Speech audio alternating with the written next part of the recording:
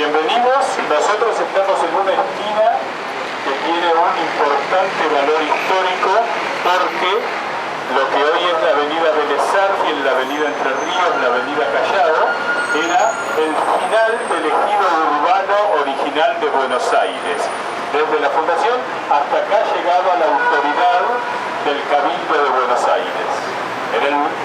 Entonces, el virrey Vértiz, allá por 1780, decidió plantar tunas, quedó definido esto como el camino de las tunas, y eso tenía un valor político muy importante porque los que estaban del lado de adentro podían votar, podían participar de los cabildos, podían ser candidatos, y los que estaban afuera, en lo que era el campo, parece mentira decirlo, lo que era el campo no tenían derechos políticos. Entonces no entraban, por ejemplo, en los cabildos abiertos. De hecho, por la razón de que los Rosas vivían en la estancia, no participaron de los cabildos abiertos. ¿Año? Eso es 1780 hasta 1820, que es cuando desaparecen los cabildos. Acá tenemos varios edificios emblemáticos. Este que está actualmente en restauración es obra de Mario Palanti, el mismo autor del Palacio Barolo, del Palacio Salvo en Montevideo, y que es un edificio de viviendas y oficinas que todos conocen como el edificio de Lázaro Costa, ¿no?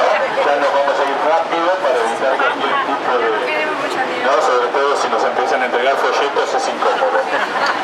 El edificio de enfrente, que es un magnífico edificio de Bellas Artes, Escuela de Arquitectura de las Bellas Artes de París, estilo Beaux Arts, fue durante muchos años la sede de la Carpintería del Águila, que ocupaba toda la parte baja, luego se dividían locales, y hay un detalle interesante que vincula a París con Buenos Aires, pero también la distingue. París es mucho más petiza, más baja, porque hay un solo piso de basamento, 3 pisos de fuste y la mansarda. Aquí tenemos todo duplicado. El basamento del edificio son 2 pisos, el fuste son 6 pisos y la mansarda es doble. En este caso se quemó la cúpula y nunca la repusieron, está la estructura ahí vacía. Y allí enfrente estaba un edificio que es increíble como las esquinas, por el hecho de que pagan impuesto doble y a su vez al estar en avenida impuesto cuádruple, no se edifican, ¿no? Porque que este lugar de Buenos Aires tenga estas 2 espantosas esquinas llama la atención. Pero allí donde está Miami Sun estaba uno de los Petit Café, y era el Petit Café en el cual se reunían un grupo de personas que militaban en el antiperonismo y de donde salió el mote que para algunos era despectivo, los petiteros, y para otros era un elogio, soy un petitero. Es decir, es la misma palabra que se usaba con un carácter negativo y otro que no. Esta calle, que curiosamente si ustedes, esta avenida, la avenida Santa Fe, si ustedes la miran hacia el centro, está a solo 3 cuadras de Córdoba. Después Córdoba está a 4 de Corrientes, a 4 de Avenida Rivadavia, a 4 de Belgrano, a 4 de Independencia, a 4 de San Juan. Esto es porque cuando se decidió ensanchar una avenida cada 4, ya esta era el camino real al puerto del Tigre, que en ese entonces llamaba el puerto de las Conchas. Entonces, en vez de correr la avenida una cuadra más, decidieron mantener esta, que incluso va haciendo un camino que no es recto, se va desviando hacia el norte. Esta avenida tiene Mucha gente. una clara impronta francesa, aunque no excluyente. Es una avenida de una gran elegancia. Podemos ver con claridad que se ensanchó para este lado. Por eso de este lado vamos a ver muchos terrenos bajos y muchos edificios modernos y pocos antiguos. Sin embargo, el otro frente está bastante más bien desarrollado. El edificio Palanti tenía una peculiaridad, que era que usaba todos los recursos para hacer los edificios más altos. En el caso del Palacio Barolo hizo un pasaje público, entonces a cambio del pasaje público se fue 4 pisos por encima, y en este primera vez de haber tomado en la esquina menos superficie. Hizo un cálculo y bueno, ahí quedó. Pero la altura está más bien en el séptimo piso con 2 de mansarda. Y acá tenemos una muestra de racionalismo, una suerte de florentino, otro art déco, después otro edificio Beaux-Arts, hasta llegar a la esquina. Es una muestra de arquitectura fantástica, sobre todo en el retablo ahora, que podemos leer los edificios completos al iluminarse las marquesinas. Las marquesinas arruinan mucho la lectura elevada de la ciudad y aquí la tenemos. Vamos a ir rumbo a la entrada a la quinta de los Rodríguez Peña, que me imagino que ustedes visitarán habitualmente. Si nosotros nos ubicáramos hacia el 1820, esta era la entrada de a la quinta de los Rodríguez Peña, de los Rodríguez, desde el Camino Real. Por eso, cuando se eligieron los nombres de los próceres en el centro de la ciudad, algunas estuvieron vinculadas. Belgrano, donde estaba la casa de Belgrano, Moreno, donde estaba la casa de Moreno, y Rodríguez Peña, integrante del segundo triunvirato, uno de los grandes hombres de los inicios de la historia, dueño de la jabonería de Vieites y Rodríguez Peña, pero como queda muy largo para los libros, quedó Vieites solo como el dueño, y una familia bastante rica que dona a la iglesia todas las manzanas que dan. Doña Carmen Rodríguez dona las 2 manzanas que están entre Córdoba y Paraguay, de Callao hasta Montevideo, que son en general dependencia de la iglesia, y Nuestra Señora del Carmen la iglesia. Ahí nació la revista Criterio, y está el edificio central de la Acción Católica. La Escuela Petronila Rodríguez, que es hoy el Ministerio de Educación, esa fue una donación de la familia Rodríguez para una escuela pública, ese maravilloso edificio. Y entonces, frente a la casa, lo que era la vieja casona, se hizo la Plaza Rodríguez Peña y el monumento a Rodríguez Peña, que es uno de los pocos monumentos que está ubicado en una plaza con el nombre del prócer. Generalmente los próceres están en plazas que tienen otros nombres, ahí en la esquina de Callao y Marcelo T. de Alvear. A mitad de cuadra, esta es una historia bastante moderna, después del teatro que vemos, se encuentra el Instituto Superior de Cultura Religiosa, que es una institución donde por primera vez se dio el título de catequista con formación terciaria, un instituto intelectual fundado por el cardenal Santiago Copelo. Hace cosa de 2 años, las monjitas necesitaban más espacio, abrieron un desván y apareció un arcón de esos que se usaban antiguamente para viajar, un baúl de esos que tenían forma. Cardenal Santiago Copelo. Las monjitas, como corresponde, hablaron con el sucesor del cardenal Copelo, el cardenal Poli, que además de ser obispo y además de ser cardenal es historiador, y le preguntaron si podían abrirlo.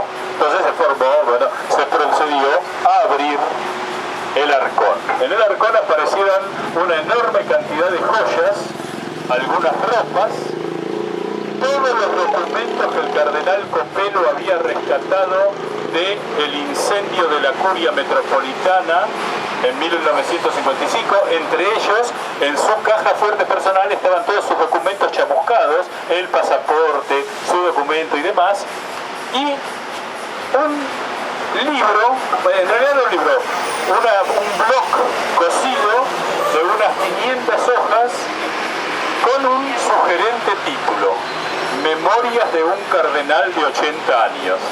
Ahí se descubrió que el cardenal Copelo, que termina muy mal en Buenos Aires, porque cuando él viaja a Roma, luego del incendio de las iglesias, va a verlo al Papa, que era su gran amigo, que no lo recibe. Estuvo casi 1 año esperando que el Papa lo recibiera, así que ese es un castigo, era claro que era un castigo. y vuelve a Buenos Aires. Cuando está volviendo, el barco en el que viene recibe la orden de girar hacia Río de Janeiro, y ahí lo estaba esperando el nuncio apostólico del Brasil, que le dice: sé que voy a cometer una canallada y quiero decirle que no estoy de acuerdo. Y ahí le entrega la carta por el cual el Papa notifica al cardenal Copelo que dejó de ser arzobispo de Buenos Aires y que le habían nombrado un administrador apostólico, que era el obispo de Córdoba, Monseñor Lafite. Lo único que le preguntó el cardenal Copelo fue: ¿es una orden del Papa? Entonces es por el bien de la Iglesia. Él termina siendo canciller en Roma, un cargo sin importancia, y él cuenta todo eso en este libro que lo va a editar la ciudad de Buenos Aires en poco tiempo. Están los encuentros con la... dice, hay 2 capítulos que son mis encuentros con la señora de Perón, mis discusiones con el cardenal Cayano, así que está lindísimo. Yo ya estuve leyendo algunas cosas. Y en su testamento, el cardenal Copelo, aparece el testamento ahí, dice: deseo ser sepultado en la iglesia del Santísimo Sacramento, hasta tanto Buenos Aires tenga una catedral como la que merece, como tirándole un palazo a la catedral. Y de hecho hasta ahora la catedral es la misma y el cuerpo del cardenal Copelo está en el Santísimo Sacramento. Bueno, eso apareció hace 2 años y es un detalle interesante. Bueno, dejemos pasar, por favor. Aquí estamos en el famoso departamento de la avenida Santa Fe, donde vivió y murió Raúl Alfonsín en Buenos Aires, ¿no? Aquí está una placa, ¿no? Que lo recuerda, y de alguna manera uno ahí puede hablar de algunos detalles. Digamos, uno podría discutir las cuestiones políticas. Yo siempre digo que Alfonsín va a ocupar en la historia un lugar bastante parecido al que ocupa Mitre, donde no es tan importante qué hizo o qué dejó de hacer en su cuestión presidencial, sino el hecho de haber iniciado un ciclo histórico relevante. Entonces Mitre, que podríamos discutirle su política con las provincias, su política con la guerra contra el Paraguay, quedó como el primer presidente de la República unificada, y a partir de ahí empezó un periodo extraordinario de la vida argentina. Con Alfonsín, de alguna manera, pasa lo mismo. Si uno se mete en la economía, en esto, en el otro, podría no tener quizá una opinión del todo favorable, pero el hecho de que con él haya comenzado un ciclo que hasta hoy demuestra que se puede vivir respetando la Constitución, con las idas y vueltas que querramos ver, habla de la importancia de su presidencia. Como detalles hay que decir que esta es la única propiedad que Alfonsín compra en su vida, es decir, él vivía en su casa, en la casa natal, en Chascomús, que aún existe. Luego, cuando él termina su presidencia, un grupo de amigos de Chascomús le regalan una casa frente a la plaza, que es donde él vivió posteriormente, pero durante el periodo entre venirse a Buenos Aires y haberse casado, vivía alquilando en Chascomús. Digo, porque una idea que tenemos que tener muy clara es que la Argentina no fue un país siempre corrupto. Es decir, la Argentina, en realidad, el fenómeno de la corrupción es un fenómeno bastante reciente, con episodios de corrupción a lo largo del tiempo que hubo. Pero, digamos, esto es importante decirlo porque podemos entrar en otra cuestión que es importante. Y ahora vamos a una historia espantosa. No sé. ¿Ustedes quieren hablar de historia o de chismes? Años de estudio para esto.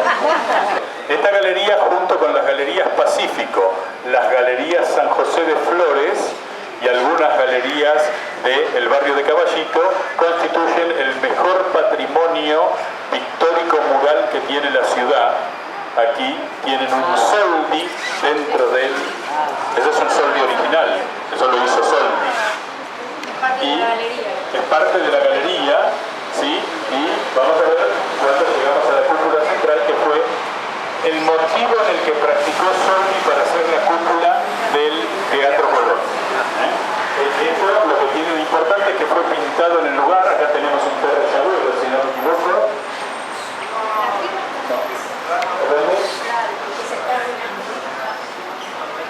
Donde empieza la Sí, sí, sí. ilustración. Levanten la mano quienes no sabían que esto existía. Eso que pasé. Yo venía de Bueno. yo trabajé acá. Esto tiene varias salidas a la calle Marcelo T. de Alvear y en todos los techos hay distintas... sí. Sí, Acá practicó para... digamos, el motivo, si ustedes se fijan, la práctica de la idea del espiral es la que él usa en la cúpula del Teatro Colón. Hay que decir que como gran diferencia esta es una pintura hecha en el techo, o sea que está pintada en el lugar, a diferencia del Teatro Colón, que se pinta una tela en el piso y luego se pega al techo del teatro. O sea que son técnicas totalmente diferentes y esta es una de las maravillas de Buenos Aires donde se ve claramente la mano de... Ahora, ¿por qué esto no está cuidado, no se ha respetado? Bueno, está cuidado ahora, sí, pero me refiero esto ha sido cuidado siempre. el lugar. Pero esto ha sido cuidado siempre y ha llegado ahora gracias al buen cuidado que se le dio. El origen de esta galería es interesante porque esta es una de las primeras, no de las primeras, es una de las grandes inversiones inmobiliarias que hace Roberto Noble. O sea, todo este edificio pertenecía a Roberto Noble, él vivía aquí, de hecho vivía con Ernestina Herrera, y cuando se produce la muerte y la sucesión de Roberto Noble, en la división que se hace, la hija Guadalupe se queda con este edificio y Ernestina de Noble se queda con el diario y otras propiedades, una estancia y demás. Esto es 1950. Esta es de la década de 1950. El arte del mosaísmo que hay aquí es muy bueno. Aquí antes había un restaurante, ahora se ve que estarán esperando para ponerlo, pero uno podía venirse acá a tomarse un cafecito. Es un lugar fantástico y es un lugar con aire acondicionado. O sea que en esto uno pasa corriendo, entra acá, la pasa bien, ¿no? Y es uno de los recursos que la ciudad nos entrega. Este es como muchos de los tesoros que tiene Buenos Aires. Hay obras de Torres Agüero, en otro sector podríamos pasarnos recorriendo un rato largo, pero les recomiendo un día que se vengan con tiempo y vayan viendo todas las motivaciones. Hay murales que explican de qué es lo que estamos mirando, o sea que está muy bien. Esto está muy bien, fíjese que los mosaicos son originales. Acá hay un detalle muy interesante. Los mosaístas, en una época era un trabajo artesanal que se hacía mucho en el lugar, por eso tienen las divisiones, bueno aquí todavía no, pero van a ver que en la parte inicial hay unos flejes de bronce que separan. El mosaico se hacía en el lugar y luego se pulía, entonces generalmente el mosaísta recibía como pago del trabajo un porcentaje de la construcción. En los edificios generalmente los constructores les daban el séptimo piso, que era el que seguramente tenía humedad, una maldad, pero en general el pago era, generalmente los últimos pisos los ligaba el mosaísta. Después ya sabemos que el mosaico ha desaparecido como una técnica, pero pueden verlo en el maravilloso mosaico que hay al entrar. Preferí entrar porque a veces uno en el momento que va a entrar le dicen que no. Ustedes saben que para visitar estos lugares hay que entrar y siempre entrar con autoridad. Claro. Como que uno, Yo soy de acá. A mí no me a mí me pasó incluso en la Casa de Gobierno, saco y corbata, entré, estaba en una visita guiada, me mandé, ¿no? Y entonces, perdón, ¿usted es de la casa? Y ahí nunca hay que mentir. ¿Y a usted qué le parece? ¿Y a usted qué le parece? No pase. Y terminé llegando al área presidencial y después me encanté de haber violentado todos los sistemas de seguridad que si funcionaran. Bueno, acá estamos, este es el colegio Champagnat, uno de los colegios que conforman un circuito de grandes escuelas que hay en esta zona que son fenomenales. Una de las ideas que hemos ido tratando de armar es un circuito para conocer todos los colegios que hay por aquí, empezando en el Colegio Sarmiento, que está ahí en Callao, casi Corrientes, en la cuadra siguiente el Colegio del Salvador, a la vuelta el Colegio de La Salle, enfrente de Obras Sanitarias el Normal 1, después el Colegio del Carmen, este colegio, el Colegio Pellegrini. En más o menos 12 manzanas hay unos 12 edificios espectaculares, pero no los traje aquí para hablarles de este edificio, sino de aquel edificio que tiene los balcones redondeados, que es donde vivía en 1970 Pedro Eugenio Aramburu. Es decir, en este edificio es donde se produce el secuestro y después la muerte. ¿Qué podemos decir? Donde hoy ustedes ven el Pisco, había un garage en parte de lo que es hoy ese supermercado. Ahí dejan un auto, suben personas vestidas de militar que se entrevistan con Pedro Eugenio Aramburu. Miren cómo eran los tiempos que Aramburu no aceptaba tener custodia personal, sino la custodia de la cuadra. Estas dos personas, la mujer le sirve un café, la mujer sale a hacer unas compras, cuando regresa encuentra los 3 cafés servidos y luego comienza ese periplo que en la historia argentina es bastante confuso. Sabemos que aquí enfrente el padre Alberto Carbone tenía su despacho, vivía aquí, y ese fue el lugar que usaron algunos de los jóvenes que iban a verla para trazar toda la cuestión táctica de cómo producir el secuestro. El secuestro se produjo en una mañana de un domingo, de un día feriado, no de un domingo, porque era el día del ejército, el 29 de mayo, día del ejército. Y que él, digamos, eso le provocó una serie de problemas, nunca quedó claro porque demasiados indicios vincularon a Alberto Carbone con esa circunstancia, entre ellos que las primeras publicaciones sobre lo que había pasado con Aramburu se hicieron con su máquina, pero él siempre dijo no haber participado del evento. La cuestión es que pasan cosas raras, como que por ejemplo la mujer de Aramburu, Sara Herrera, inmediatamente hace la denuncia policial, pero el operativo policial de bloqueo de la ciudad de Buenos Aires recién se pone en marcha 4 horas después de la denuncia, y el episodio termina cuando en una estancia de Timote, en la provincia de Buenos Aires, casi llegando a Santa Fe, ahí aparece el cadáver de Pedro Eugenio Aramburu en el sótano. Esa es una de las cuestiones impunes en la Argentina porque nunca se juzgó, es decir, impunes en el sentido de que judicialmente no se llegó a nada. Lo primero que provocó ciertas discusiones fue el hecho de que la mujer de Aramburu va a declarar y declara que fueron 2 militares los que secuestraron a mi marido. Nada, señora, pueden haber sido 2 personas, digamos, vestidas de militar. Me lo va a decir a mí que estoy hace 48 años casada con un militar y viví en cuarteles militares toda mi vida.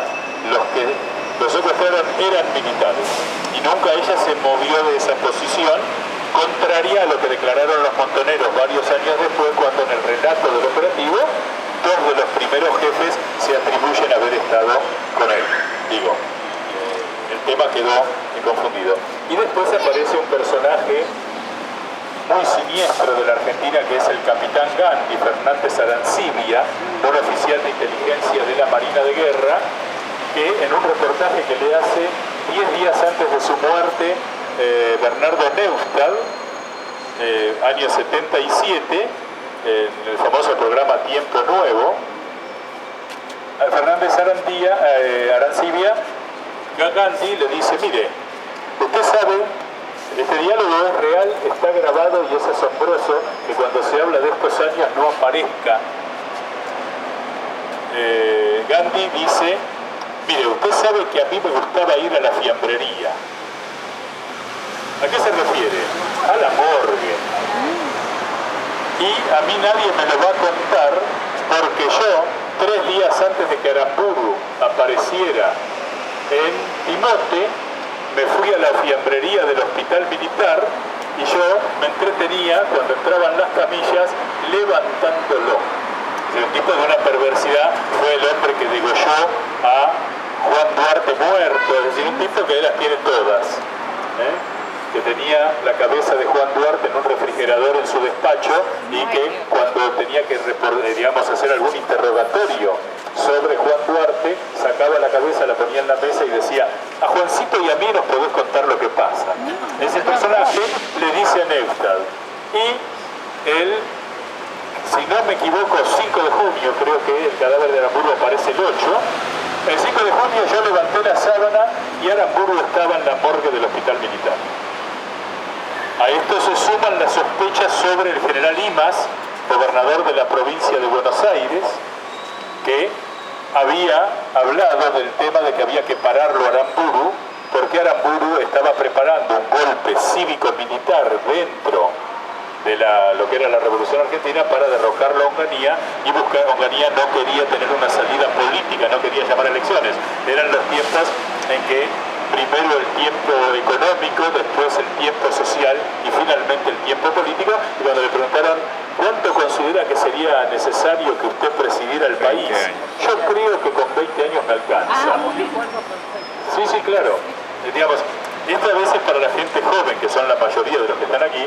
Es bueno recordarlo porque, digamos, es un tiempo muy confuso del cual no se ha hablado, a pesar que vivimos hablando de los 60. Así que, bueno, el episodio fue ahí en ese edificio, y ese fue, hay un dato que es muy impresionante, ese fue el único magnicidio que tuvo la Argentina a nivel nacional en el siglo XX, y fue exactamente 100 años después de la muerte de Urquiza. Urquiza muere el 11 de abril de 1870 y Aramburu muere en los primeros días de junio de 1970. Es una cuestión, a los historiadores nos gusta hacer estas trenzas para acordarnos, básicamente. Ahora, bueno, ya que estamos aquí, es más cómodo en el ruido, me van a permitir un momento de emoción. Haciendo 30 metros por la calle Montevideo, en la vereda de enfrente, vivió el arquitecto Francisco Salamone.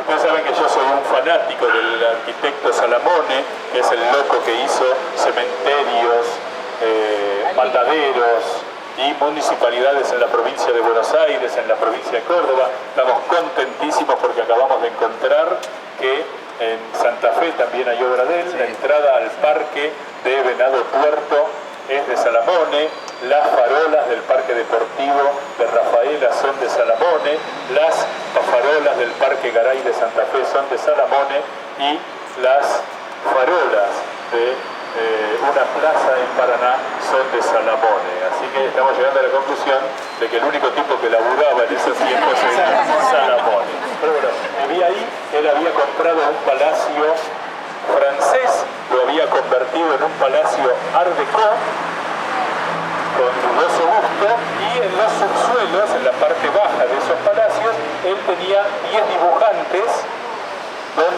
que trabajaban para él. Él nunca tuvo socios, y lo que él hacía era lo siguiente: iba al lugar, le decían dónde tenía que poner la construcción, él pintaba una acuarela, veía qué requisitos tenía que tener el edificio, lo traía acá y les decía: quiero de este edificio, háganme los planos, tiene que tener esto. Él después lo revisaba y lo construía. Entre 1936 y 1940 construyó 100 obras públicas, entre cementerios 7, municipalidades 11, delegaciones municipales 20, 25 mataderos y ramblas y otro tipo de cosas. A partir de este año vamos a vender baldosas de Salamone y las vamos a ver. Aquí tenemos una de las primeras grandes escuelas que se hicieron luego de la sanción de la ley 1420 en homenaje a Onésimo Leguizamón, un entrerriano soberbio,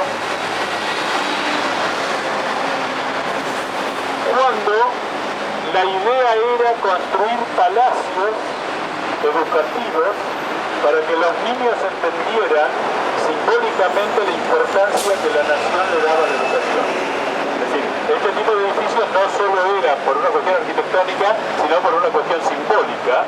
Basta con ver las últimas escuelas que se han hecho en algunos lugares y entender que le estamos transmitiendo a los niños el mensaje de que la educación no nos interesa para nada.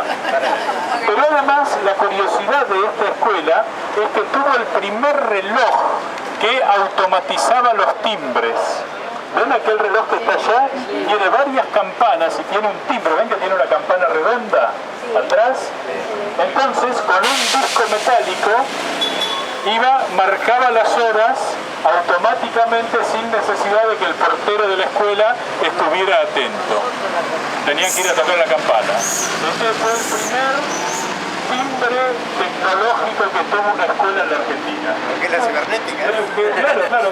Ya se le agregaba un disco que iba con una muesca y cuando se sonaba y ahí sabían los chicos que la hora había llegado. La arquitectura que tienen estos edificios es maravillosa. Por aquí había una vieja tienda, a ver si recuerdan ustedes, La Scala, era una tienda de moda que debía su nombre a ropa tejida, exactamente, era ropa tejida de muy buena calidad, era enfrente, a mitad de cuadra, de muy buen estilo y que debía su nombre a que tenía un teatro adentro antiguamente que tenía la misma cantidad de butacas que la Scala de Milán, un teatro grande. Allí hoy tenemos la muy distinguida Plaza Vicente López, que originalmente era el hueco de las cabecitas. Que era el hueco de las cabecitas, era el lugar donde todos los que trabajaban en el tema de la carne vieron la Recoleta, que enfrente por la calle Vicente López hay un cine, shopping, en una época fue el Holt, bueno, eso era el Matadero del Norte, ahí se faenaba el ganado que era necesario para el norte. En lo que era la Plaza España se faenaba el del sur, después pasó a Parque Patricios y finalmente a Mataderos. Entonces aquí en este hueco se juntaban las cabezas, que era lo único que prácticamente no se usaba y era la forma de pagar impuestos, porque todo bicho tiene una sola cabeza. Entonces ahí estaba una oficina que cobraba los impuestos y se acumulaban todas las cabezas de ganado que se pudrían a la intemperie, así que esta era una zona espléndida para venir aquí. Y era el lugar donde solían reunirse los negros. Ya para ese entonces no eran esclavos, pero muchos de los esclavos que habían sido liberados se habían convertido en personal doméstico, y ahí va a transcurrir una historia que tiene que ver con Segismundo de Alvear. Segismundo de Alvear era el criado de Carlos de Alvear y que lo fue acompañando toda su vida, tenían la misma edad, habían nacido juntos,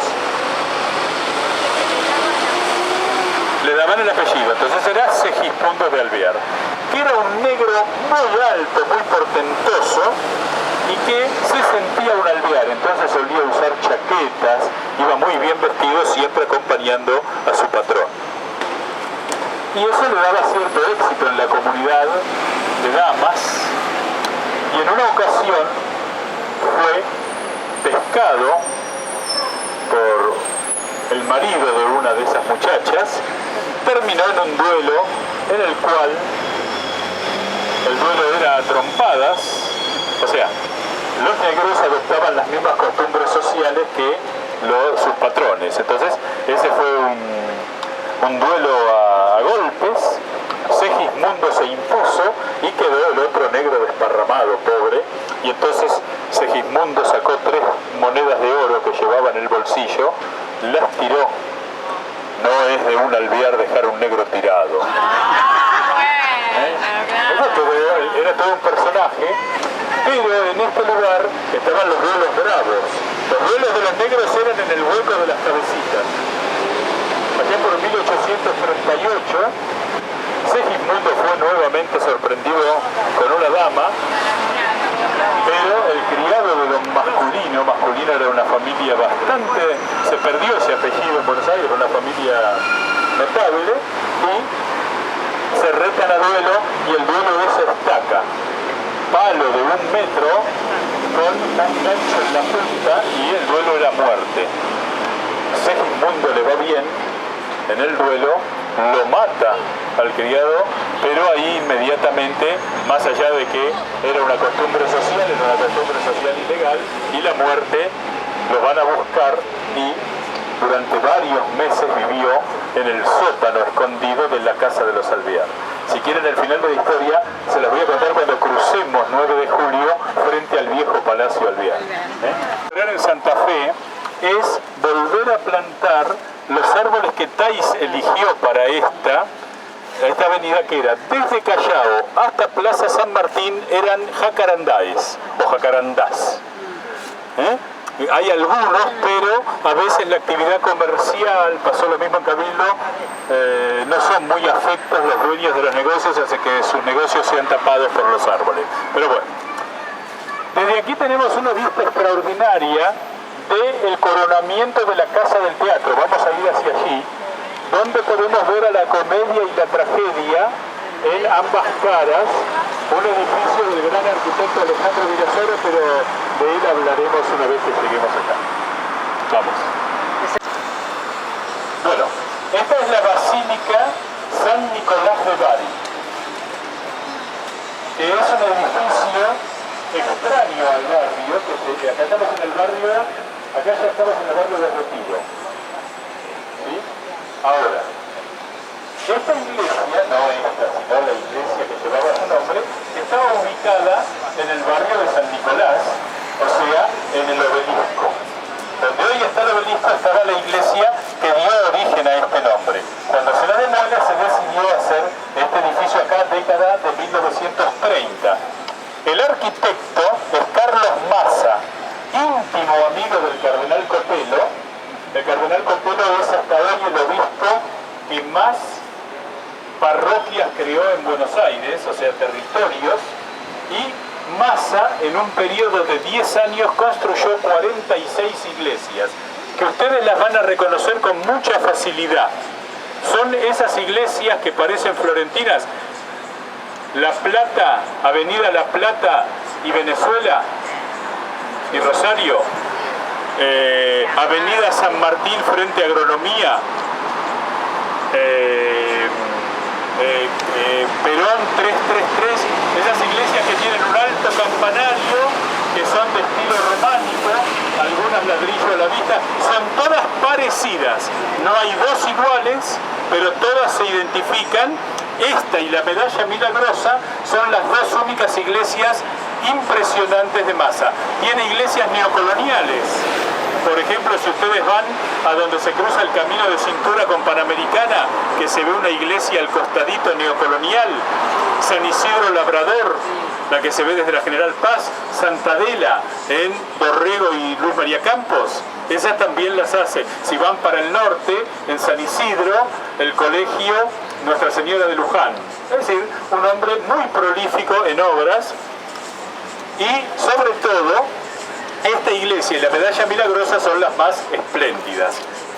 Cuando se trasladaron los restos de la cripta de San Nicolás en el obelisco a aquí,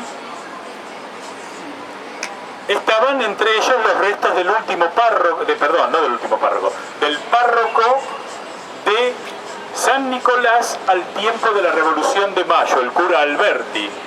El cura Manuel Alberti, viejo párroco de la Magdalena, párroco de San Nicolás, es el único miembro de la primera junta que es religioso, y muere el 11 de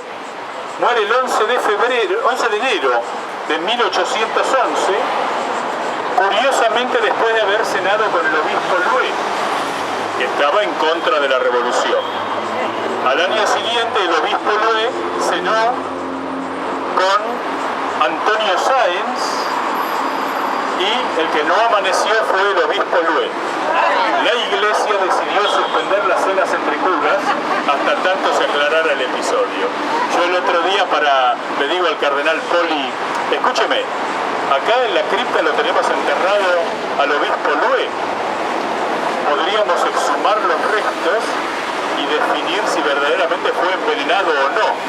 Y el cardenal Poli, que es bastante más alto que yo, me miró y me dijo, déjese de joder. Amablemente, por supuesto Bien. La cuestión es que los restos de Alberti se perdieron en el traslado desde aquella iglesia hasta esta. Seguramente están en manos de algún coleccionista, que no soy yo lamentablemente, pero bueno, se perdieron los restos de Alberti, que no está. ¿Por qué es una basílica? Yo no sé si han entrado, esta es una iglesia para dedicarse varias horas a mirar la maravilla que es iglesia de planta griega, o sea, es tan larga como ancha, de las pocas en Buenos Aires, mosaicos venecianos modernos pero exquisitos, y es basílica. Y acá prefiero hacer una pequeña explicación. ¿Qué es una basílica? Una basílica es una iglesia a la que el Papa le da un título, basílica, que es como una sucursal de las 4 basílicas de Roma: San Pedro Vaticano, San Juan de Letrán, Santa María la Mayor o San Pablo Extramuros. Por eso aquellas son las 4 basílicas mayores y el resto son basílicas menores.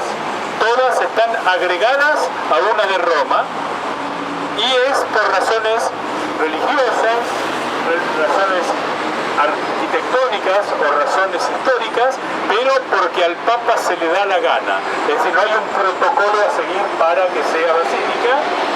Buenos Aires es la ciudad de América con mayor cantidad de basílicas. Tenemos 15 basílicas aquí.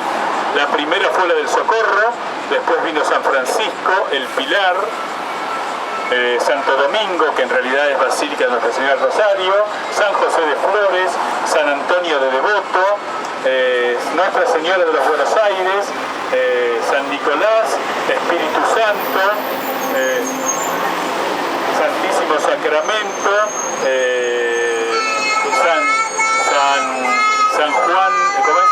Sagrado Corazón de Jesús en Barracas. La catedral no es basílica porque no está terminada. La única condición que tiene que tener una basílica es estar terminada. La única excepción es la Sagrada Familia de Barcelona. Después está Nuestra Señora de San Carlos Borromeo y María Auxiliadora. No, pero Luján no es en Buenos Aires, en la ciudad de Buenos Aires, es la ciudad. Bueno, y ahí La Piedad, que es la última, La Piedad, y me están faltando un par que, Nuestra Señora de la Merced Lourdes, no, Lourdes está afuera. No, ustedes tienen que criticar lo que sale mal. ¿Qué salió mal? Porque si no, me falta una.